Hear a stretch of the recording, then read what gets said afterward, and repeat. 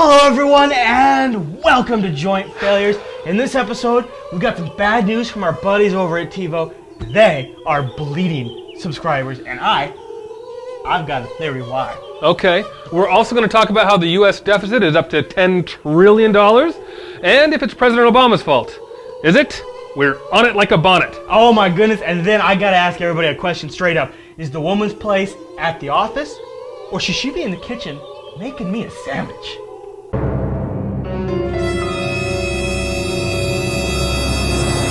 It's my show!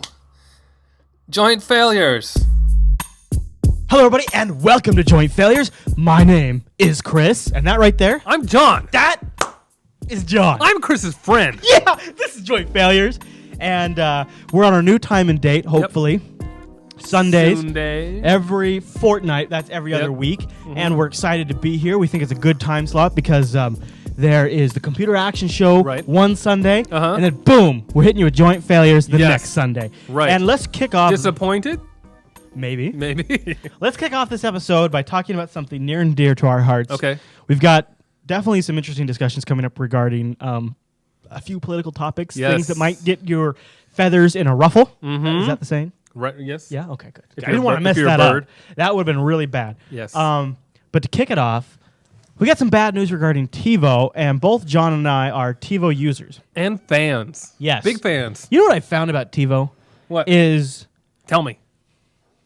and this kind of supports where I'm going with this story. Okay. Is people don't know.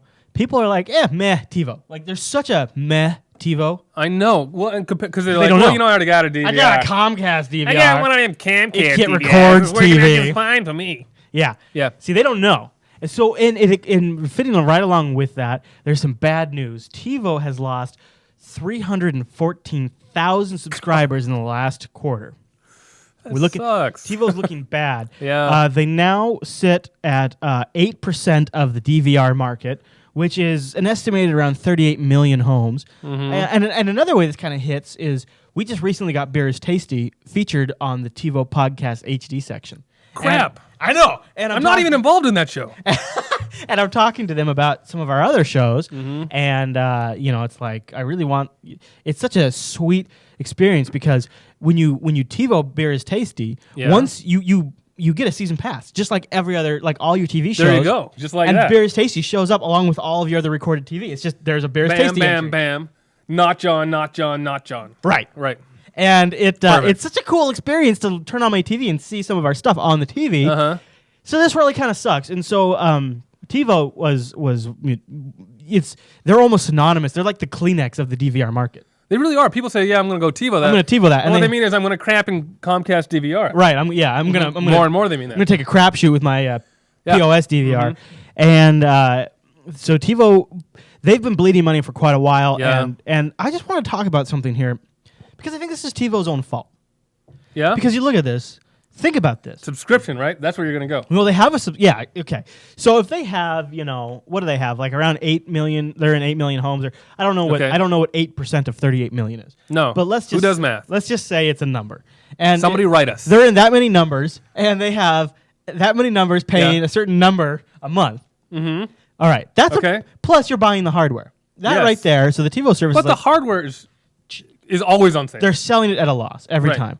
But the service is like $13 a month.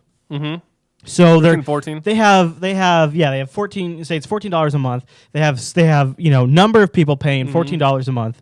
That right there is money. Yes, that's money. That should be making them money. On top of that, they sell ads inside. Like when you're fast forwarding, they can do little ad things. Yes. And they'll sometimes do little special features in the TiVo menu itself. It's never intrusive, but it's right then and there. Yeah. On top of that, TiVo knows moment by moment when you fast forwarded, when you rewound, when you replayed. All this data, all this stuff. Great to figure out what people are paying attention to. I cannot believe they're not monetizing. I mean, I know they do to an extent, but that is such an amazing bit of information that advertisers would want to know. So you're selling hardware, you've got monthly subscriptions, you've got monetization all over that platform between interstitials when you're fast forwarding to entries on your main menu, and they're still losing money. That's crazy. And what's funny is that some people do watch those ads. I mean, unfortunately, my wife chose to watch a margarine commercial entitled "Turn the Tub Around." which is a nice video that you can sing along to about margarine turning the tub around. Nice. And now you get all kinds of butter stuff, or Yeah, what? no. Now I'm huge into butter. Really? No, it's margarine. It's about margarine. No, I just thought maybe you meant. Oh yeah, TiVo season pass butter thing. Yeah. Recommend. Yeah. Nothing but butter stuff on your on your suggested recording. Right. Now, No. people that have never had a TiVo don't know really the difference. I've had FiOS DVR, I had a Dish DVR, I had a Comcast DVR, and none of them beat TiVo Right. at all. It's not even a competition. On TiVo you get podcasts, you get Netflix, you get Amazon On Demand, you get all this junk plus really good interface. Right. which And it's can't so be good at understated. figuring out what you like too. Super good at figuring out what you like. Plus, you cannot underestimate when you're watching TV how easy you want the experience to be, because you don't want TV to be a thinking thing. Right. You don't want to have to be thinking. Here's how good TiVo is at figuring out what you like. David Cross recorded a stand-up special years ago, and I was in the front row of the audience, and I am in it.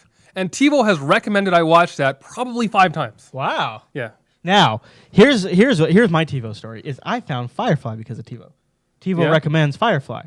Really? And I thought, well, all right, I'll give this as I thought I made you watch that. No, you made me watch the DVD in order. I'd never seen the Okay. show in order. Right. And I watched it when it originally aired because TiVo suggested it. Also, The Dead Zone. Not necessarily a great show, but No. because of TiVo recommendations, it was a show I enjoyed. And also now I've been watching Stargate Atlantis on and off because TiVo Because of recommends TiVo. it. And TiVo knows I love Star Trek, and it knows I love HD. So anytime Star Trek Enterprise is in HD, I got it on my box. You're like, great, I haven't seen that one. Right. Never seen that one 5 times. Okay. So the news is not looking good for TiVo, and No. it's too bad. It'll be a loss. It sucks for me because I'm a lifetime subscriber. I'm just like, hey, same. I got the lifetime deal. talking and doing that. I got like a grandfather thing where because I had a TiVo for like 9 million years. They're like, okay, They'll here. give- yeah. Right. And it's just such a nice plus. It also does network streaming. Like it can connect to the computers in my house that if they support like DNLA or Universal Plug and Play, and they'll stream the videos from that or pictures or music. It's just really nice. It's very nice. It's a great system, and the other ones don't really compare. And they don't. people just don't know. They don't know.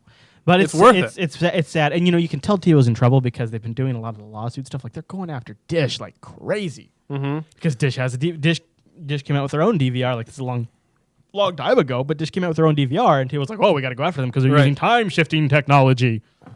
Yikes. Whatever, TiVo. Wormholes. So you can always tell that the company's in trouble when they start going that route. So they lost 314,000 this quarter. Quarter before that, 146,000. Ouch. Not looking too good for My those guys. lifetime plan is not going to work out for me, I think. I know, and I don't want to use anything else. I don't either. I don't. But it's just going to be garbage If you're pretty much. if you're saying what's the big deal, another DVR is going to be fine, and you don't know. You don't. All right, moving on. I Okay. want to talk about a little bit of a controversial issue, and so as always, we should say right up front, we talk about these things, and we totally want to hear your feedback. And you can hit us up in a couple of different ways. There's JupiterColony.com, and there's a section there for joint failures where you can go into that episode. Yeah. And you can give your feedback. I'm Twitter.com/ChrisLAS. I'm your friend John. Your friend John Yes. on Twitter. And then there's also the show notes or the YouTube comments. Anywhere you want to leave a comment, we pull it all together and read it. So let's talk a little bit about the state of debt for the United States of Okay. Americas. We should also preface that as people who participate in joint failures and Jupiter Broadcasting, our opinions do reflect Jupiter Broadcasting. Yeah. Yeah, our opinions do reflect the opinions. Those are Jupiter Broadcasting. Yeah. Right. So if you're watching the video version right now, hopefully I'm paying attention and editing it. I'm showing you this handy chart. What it basically is it shows you the historical percentage of the United States debt since 1940 to today. Right. And What's going on at the end of that? there's been a lot going on recently. The right side of the political aisle is really railing on Obama for the level of debt that we are in.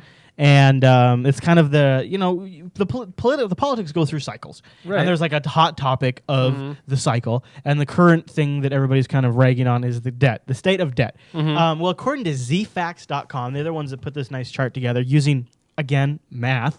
What? Yeah, and it's an interesting little chart just from a data perspective. The U.S. debt really spikes, obviously, around the Great Depression. Uh-huh. And then when Truman's in office and World War II starts and ends, you start seeing after the Great Depression, right? Well, which really the Great Depression ended right around when we got into World War II. Yeah, right. And that you see on this chart that the debt just starts dropping way down, keeps going down through Kennedy, continues to go down, has a slight little baby bump when Nixon and Ford are in office. Yep. Carter's in office, it keeps going down. Reagan. And then Bush Sr. take office, goes up. Zoom. It goes way up with Reagan Zoom. and Bush Sr. in office. Trickle down. Clinton's in office for the first part of Clinton's term. For the first half, it kind of still goes up, and then it has a nice sharp drop down. And then W takes office, as you can see here, and goes up. And then Obama takes office, and it's continuing to trend up. Pretty steep. Right, in the first year. But so that's the first year, and you just inherited 8 years of increased debt and spending, and it's a bad economy, and so there's all these things you got to spend money to get big dollars being spent, as shown with the Great Depression, getting us out of that. So that's something to really kind of factor in when you're considering this. And the other thing. So wait, talk that out. So you're saying. So a lot of people consider or figure that the Great Depression got us out of. Or World War II got us out of the Great Depression. And that's just because of, all the stuff that need to be manufactured, all the jobs were created, all of those things. Sure. And so that takes a lot of money to start up. Okay, so you're saying the federal government infused some cash to get those different industries more or rolling. More or less. All right, I gotcha. Now you're correlating that to the economic downturn we had just recently. Yes. Saying that it's that same kind of process over again. Where you have to spend money. And there's now, there's just guys so like many Ron things. Paul who say that's totally not true. Okay. What does Ron Paul say? Because I'm sure a lot of our listeners like Ron Paul quite a bit. Well, Ron Paul believes that only thing we're doing, basically, I mean, I'm boiling it down to the essentials here, but my understanding of what he believes is any action that they take, all it does is it delays an inevitable bigger crash. Okay. Now, what a downer, huh? This doesn't really reflect that, I wouldn't say. Now, obviously, Ron Paul probably knows a couple of more things about politics. Right. Not too much, because I'm pretty smart. Yep. So, not too much. I don't want to sell myself. I watch cartoons. Cartoons have charts sometimes. Right, they do sometimes. Usually they're crashing through a thing, and they have an arrow, and then it hits the guy in the head.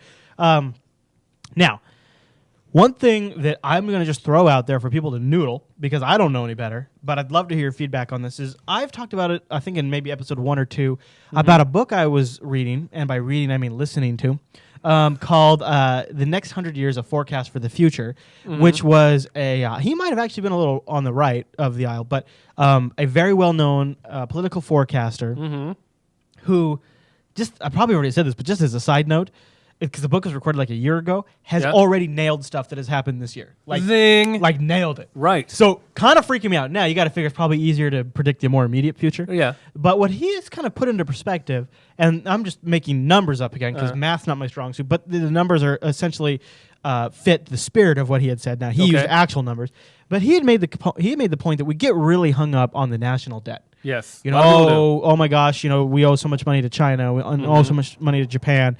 Well, his first point was those countries could not sustain their industries without the United States. Yeah. And so they're going to be more than willing to loan us some money to keep things rolling. Because they literally cannot afford for us to shut down. And then the second point he made is if you look at our overall yearly or just our overall value of our economy, and I'm just going to, again, this is rough, but you can look up the book if you want to know. I'll link to it in the show notes. Okay. I'm going to declare. Done. Link to it in the show notes. It's already happened by the time you're watching. The thing he points out is that if the overall economy of the United States is around a value worth of $300 trillion. Okay. Annually. Annually or something. Okay. Something with more numbers. Or more numbers. Maybe one time.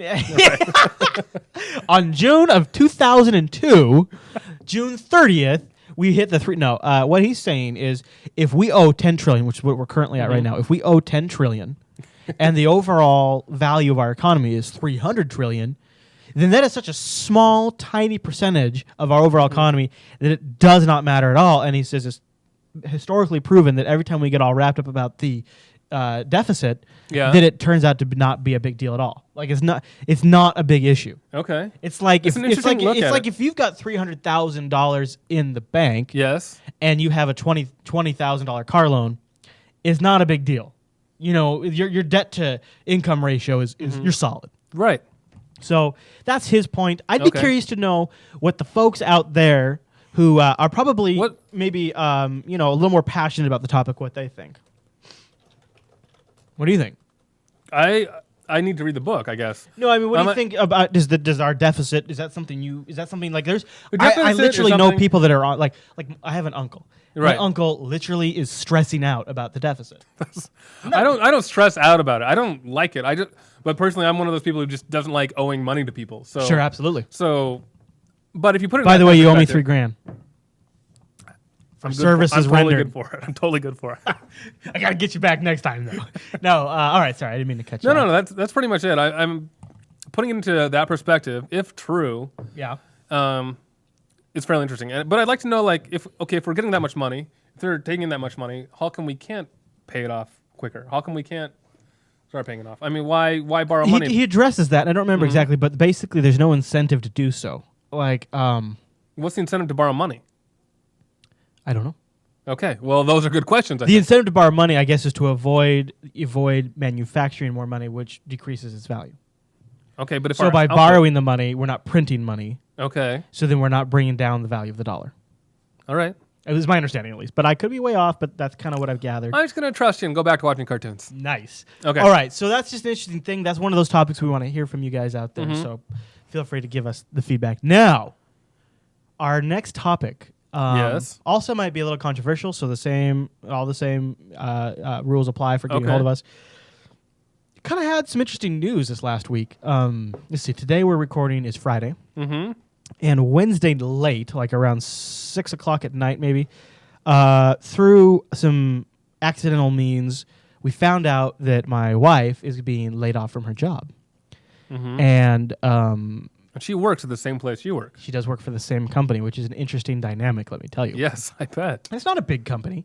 So we both ended up speaking with the owner about the situation. And when I found out, what would you guess my immediate reaction was when I found out? Those bastards.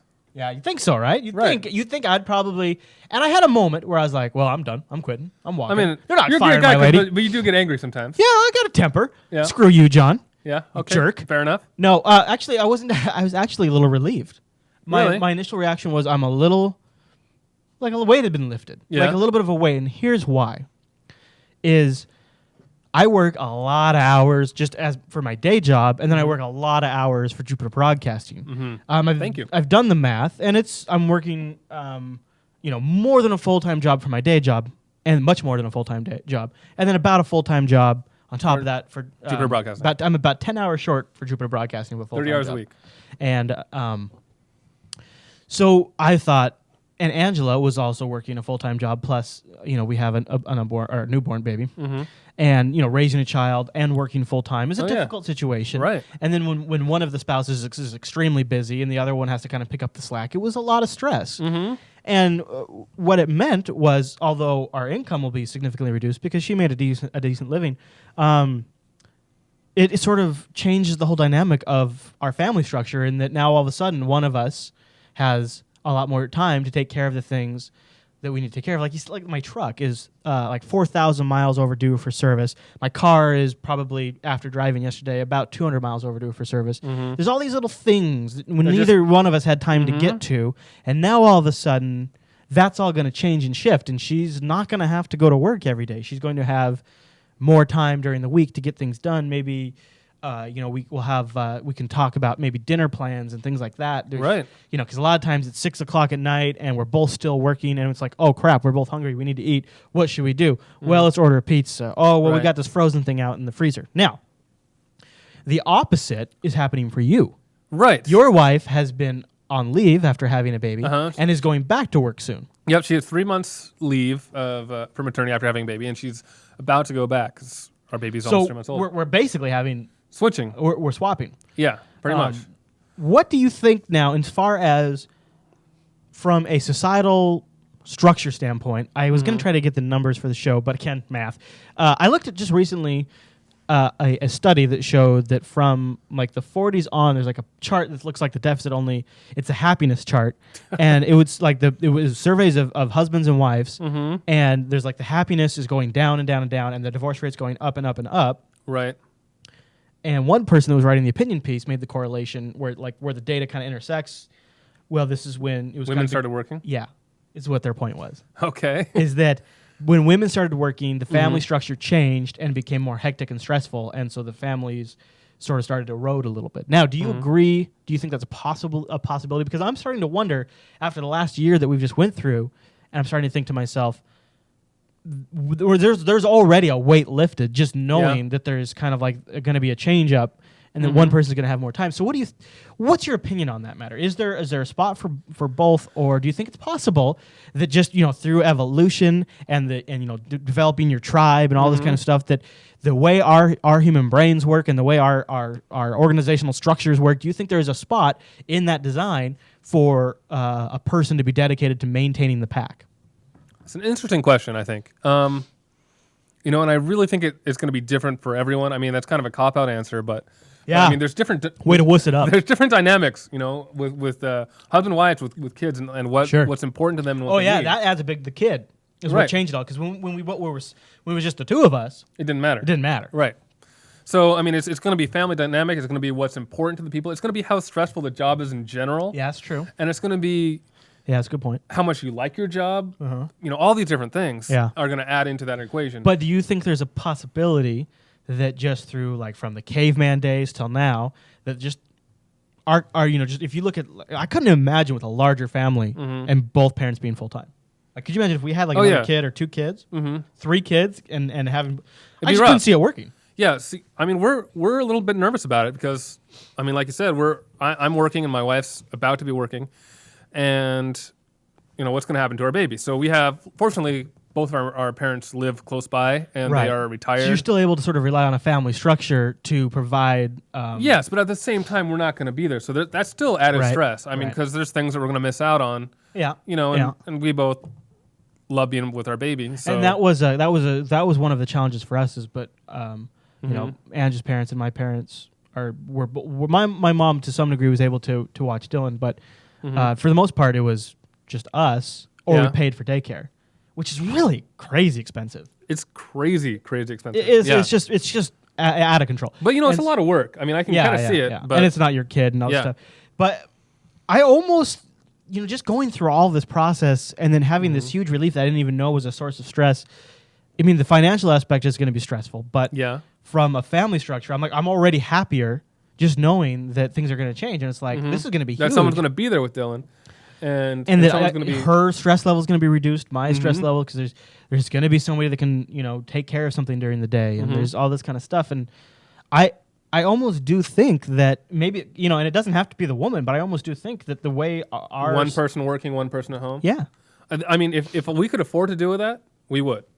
Yeah, but I mean, we've actually talked about it, but I'm just for saying, some people that's not satisfying. Sometimes the husband's going to want to work and the wife needs to work. And that's just how it's got to be. And I don't think there's and you and I both anything wrong with that. You and I both know couples who both work and are very dedicated, and some of them have opted not to have children. Probably partially because of that reason.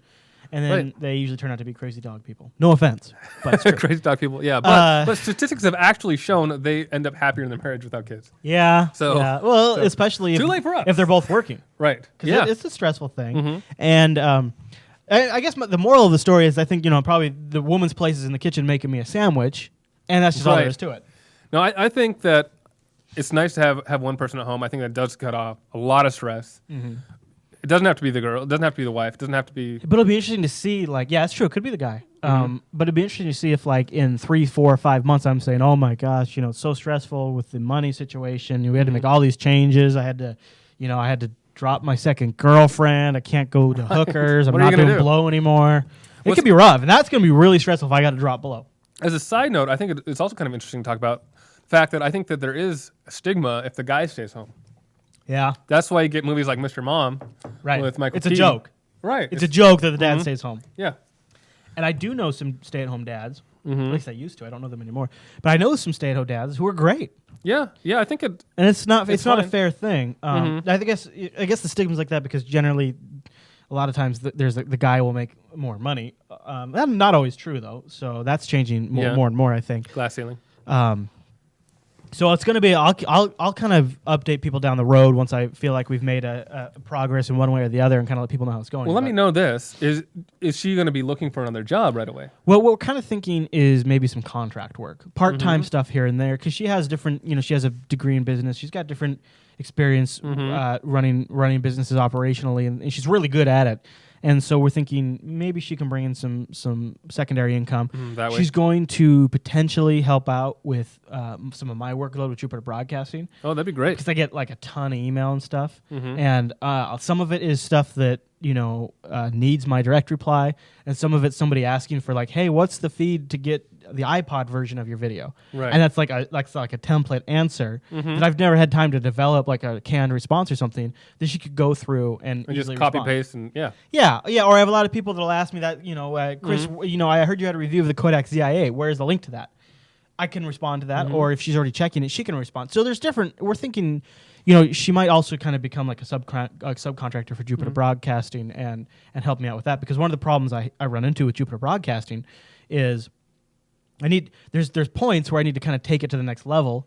And you don't have the time for it with your full-time job. Right. And so I can't take it to the next level, but it's not getting to the next level unless I have the time. And so, one of the things we've done is, Jeremy comes in for the Computer Action Show and Beer is Tasty, and he runs the cameras and the board and stuff like that, so I can focus on generating the content and the production side of things. And he helps with the production sides and running all that stuff, which has been a big help. And then we've sort of broken things up, and we've got different shows now that are a little better defined, and that's really helped a lot. But that all takes a lot of conceptual time, stuff that you really have to kind of think through. And sometimes when it requires a little bit of like sort of creative thinking, and if you're really kind of down in the trenches, it's hard to kind of take a step back and look at it from a bigger perspective and kind of say, oh, I need to line these things up. And I'm hoping maybe she can help with that, which would be really cool too. So we'll see. Okay. It's a question of the ages, though, because it was just funny because I was reading that article, and then I was reading that article, and I'll see if I'll put a link to it in the show notes if I can find it again. And I found it off Google News, so maybe I can just go search Google News. And that was like on Monday that I was reading that. Oh, so really? it was like recent. Very recent. And I was reading that, I was like, yeah, this is kind of our situation. It's like, things are stressful around here. And then that happens, and it's like, wow, okay. Well, see, I think the best situation is, at least for me, will be working from home. Right. And I have the ability to do that, and my wife, Jessica, should have the ability to do that, but the owner is against that for whatever reason right now. And I've had jobs where I've been told that I'd be able to work from home, even if it's just a couple days a week, and then... Don't get to it all? Never had that. I've never had it happen. I mean, that said, for my current day job, I work from home like maybe 1 day a week at most right now. But, or on the evenings when I'm working at night, sometimes I'm working from home. But I had worked, I'd had a job that was like 120 miles away each direction, I think, Paulsbo, so wherever. And I was told 3 days a week I'd work from home. No. Never happened. I had a job that was just 30 miles away in Snohomish, and I was told 3 days a week you can work from home. No. Never happened. They hired guys after me, and those jokers got to work from home. Oh, man, sucker. I know, right? Yep. So, anyways. Too bad. It's an interesting thing. I'll keep the peeps up to date. I want to know if anybody else out there has kind of ran into this, how you dealt with it. What did that mean for your situation? Did one of the significant others have to go back to work? Curious to know what happened. I mean, the thing is, unemployment is so high right now. It is somebody you know, and it's somebody probably close to you that you know. It's Seriously. 1 in 10. So that's crazy. That is wild to my face. All right. Okay. Well, Johnny, I think that wraps up episode 6. Oh, yeah? Of the Joint Failures. Okay. We'll be back in 2 weeks. 2 of them. That's a fortnight. That's what I'm trying to say. People say a fortnight, Chris. If you want to get a hold of us again, hit us over up at jupitercolony.com. That's a forum. We'll be there. That's where you can leave stuff. Or on the notes wherever you watch this episode. Or listen to it. And let us know what you want us to talk about, because we are open to anything. And we're going to try. I can't promise anything, but last episode 5, John reviewed the book, The Road. The Road, which is out today. Today as we're recording this. And so we're going to try to get our butts into the theater before the next episode. Maybe. We'll see. Yeah. We'll see. Maybe we'll half-ass it, not do anything. Maybe. And we'll give a review of The Road in the next episode of Joint. Okay, great. All right, everyone. Thanks so much for watching this episode. You. We'll see you in 2 weeks.